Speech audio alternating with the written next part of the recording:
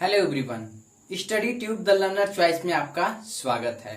जैसा कि हमने इसकी पिछली वीडियो में बात किया था कि क्वार्टाइल डेविएशन यानी चतुर्थांश विचलन या चतुर्थांश विचलन गुणांक की गणना कैसे करते हैं, और इस वीडियो में हम डिस्कस करेंगे कि मध्यमान विचलन और मध्यमान विचलन गुणांक की गणना कैसे करते हैं। तो आइए लेट्स डिस्कस करते हैं। देखिए, हमने पहले से ये फार्मूला, उसके कंटेंट्स और एक एग्जाम्पल नोट डाउन कर लिया है ताकि हम दोनों को रिलेट करके आपको बता पाए। तो यहाँ पे देखिए, फार्मूला हमारा है मध्यमान विचलन यानी मीन डेविएशन बराबर 1/n sigma mod x minus m। यह है mod x minus m, sigma mod x minus m।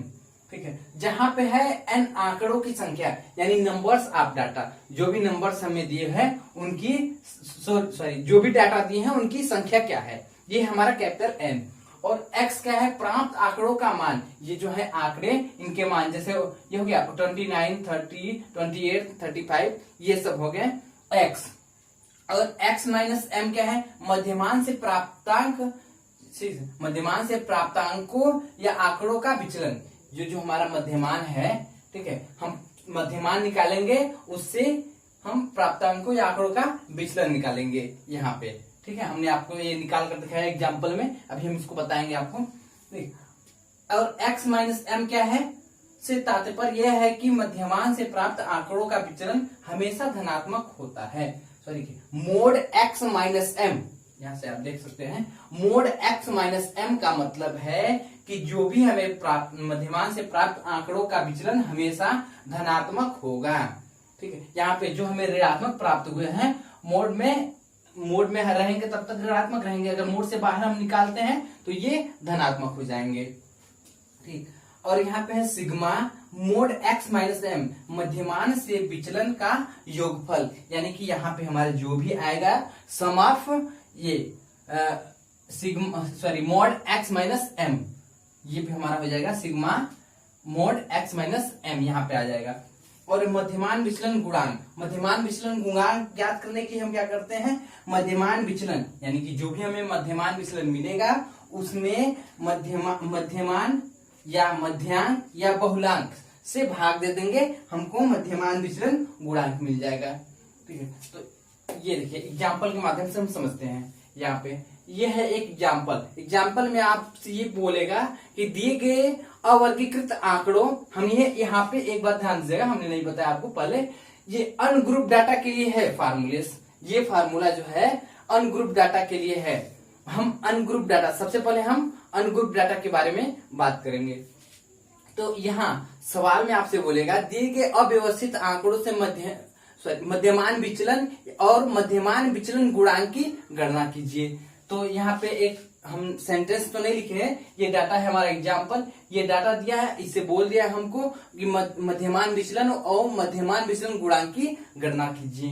तो सर्वप्रथम हम क्या करेंगे, सबसे पहले हल करने के लिए सर्वप्रथम सभी प्राप्त आंकड़ों का मध्यमान ज्ञात करते हैं। तो हम यहाँ पे सभी प्राप्त आंकड़ों का सबसे पहले मध्यमान ज्ञात करते हैं। जैसे हम पहले मध्यमान ज्ञात करते थे केंद्रीय प्रवृत्ति की माप में, वैसे ही मध्यमान यहाँ पे हम ज्ञात करेंगे।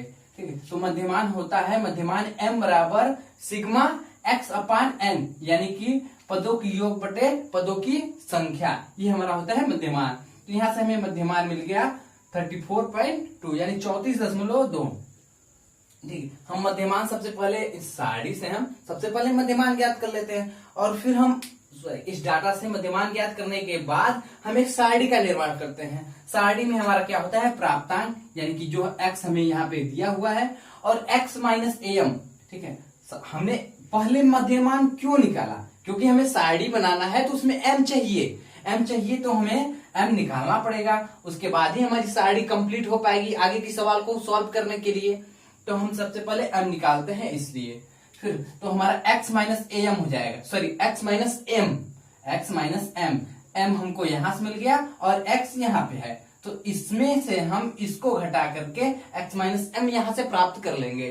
ठीक है, तो x माइनस m हम प्राप्त करने के बाद मॉड x माइनस एम प्राप्त करेंगे। तो मॉड x माइनस एम हो जाएगा, जैसे कि जो भी वैल्यूज मोड के बाहर निकलते हैं इसमें इसका ये मतलब है कि जो भी अंदर वैल्यूज आएगा अगर ऋणात्मक है तो भी उसको हम मोड से बाहर निकालेंगे तो वो धनात्मक में लिखेंगे, हमेशा ये धनात्मक होगा, इसलिए मोड होता है।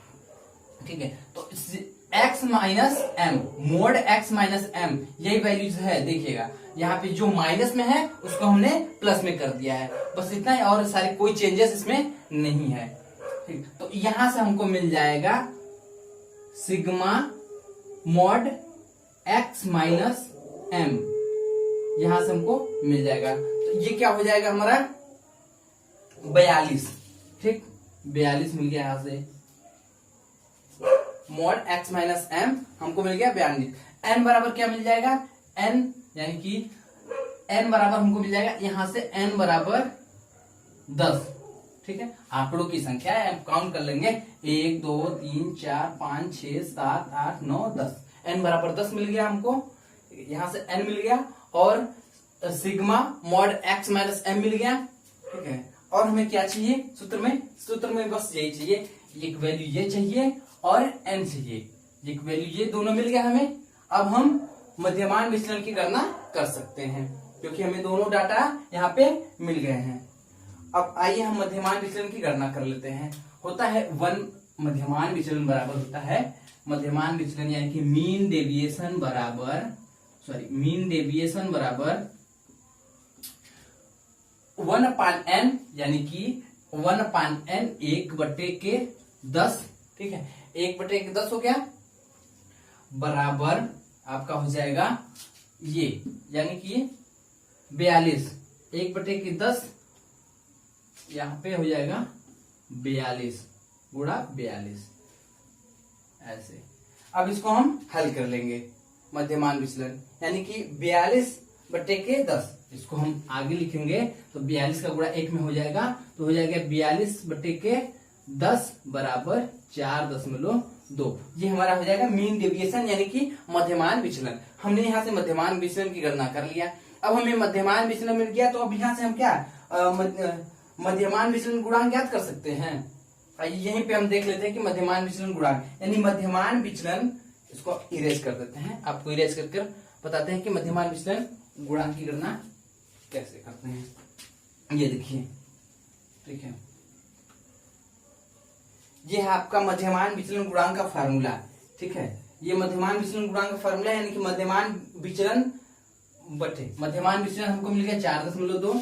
ठीक है, मध्यमान विचलन गुणांक यानी कि मध्यमान, ठीक है, मध्यमान विचलन गुणांक बराबर ये मध्यमान विचलन यानी कि 4/के और मध्यमान मध्याह्न या बहुलांक, तो हमें यहाँ पे मिला है मध्यमान, जो कि यहाँ पे है मध्यमान m बराबर यहाँ पे मिला है 34.2।